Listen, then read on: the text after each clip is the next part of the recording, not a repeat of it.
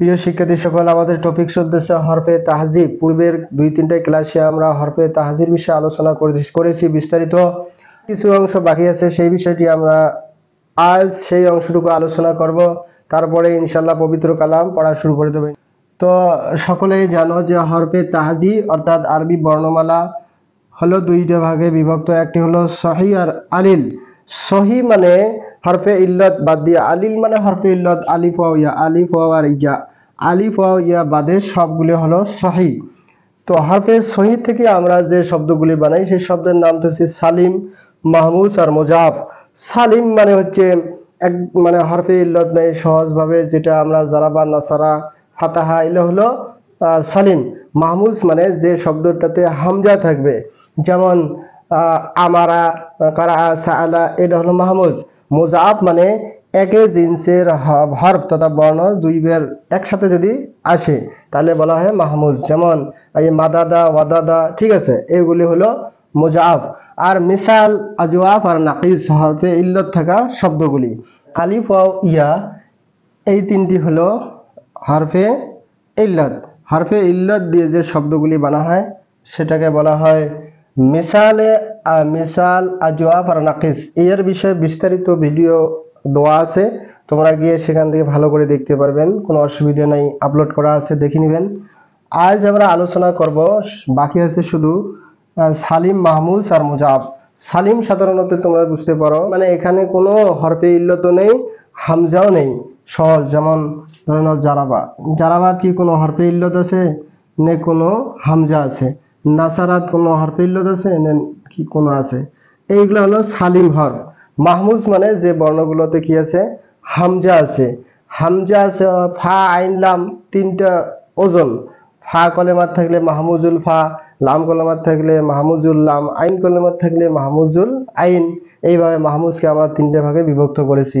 এর বিষয়ে সুন্দরভাবে ভিডিও দেওয়া আছে।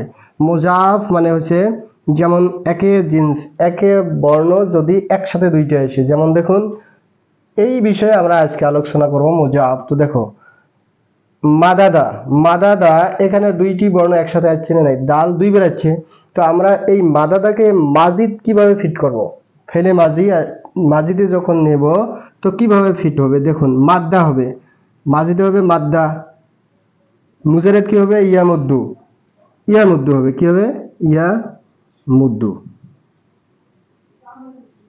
এই যে ইয়া মুদ্দু হবে আমরা কেমন করে পাইলাম দেখো, যদি একে শব্দ দুইটা একসাথে আসে, যেমন দেখো মাদাদা আছে, তো আরবি গ্রামারের নিয়ম অনুযায়ী এই দালটাকে আমরা সাকিন করে দেব, ঠিক আছে? সাকিন করে দেওয়ার পরে এই দালত অর্থাৎ তারপরের বর্ণ যে জবর আছে এই জবরটাকে এখানে মানে ইদগাম করে দেব। এই দালটা এখানে ইদগাম হয়ে যাবে, তাহলে কি হল? মাদ্দা। মাদাদা কি হবে? এখানে মাদ্দা হয়ে যাবে। এই দাল ইদগাম হয়ে গেছে, এটাকে বলা হয় ইদগামে কাবাইর। তাহলে দাল সাকিন করে দিলাম, কি হবে? মাদ্দা হবে। মাদ্দা আমরা যদি এখানে দিই ইয়াম দুদু হইল, এর বাপ হলে কিন্তু নাসারা, তা নাসারা ইয়াং শুরু, নাসারার থেকে কি হয়? নাসারার থেকে ইয়াং শুরু হয় না, নাই, ইয়াং শুরু, ইয়াং শুরু। এই ইয়া হলো কি? আলামতে মুজারা। তা ফা কলেমা, আইন কলেমা কি আছে? পেশ। তাহলে ইয়া মুদ্দু এখানে পেশ আছে, নাই, নাসারা ইয়াং শুরু, ইয়া মুদ্দু হয়েছে। এখানে আসি, তাহলে কি হবে? এই দালটাকে আমরা সাকিন করে দেব। সাকিন করার পরে এর যে হরকত আছে, হরকতটা এর মাকবলকে দিয়ে দেবে। তাহলে ইয়াম, এই দাল এখানে আসে কি হয়ে যাবে? ইয়ামুদ্দু। তাহলে মাদ্দা হলো মাজি, ইয়ামুদ্দু হলো মুজারা। তাহলে মাদ্দা, মাদ্দা, মাজি, মাদ্দা, মাদ্দা, মাদ্দু, মাদ্দাত, মাদ্দাদা, মাদ্দাত না, এভাবে সিগাগুলি যাবে।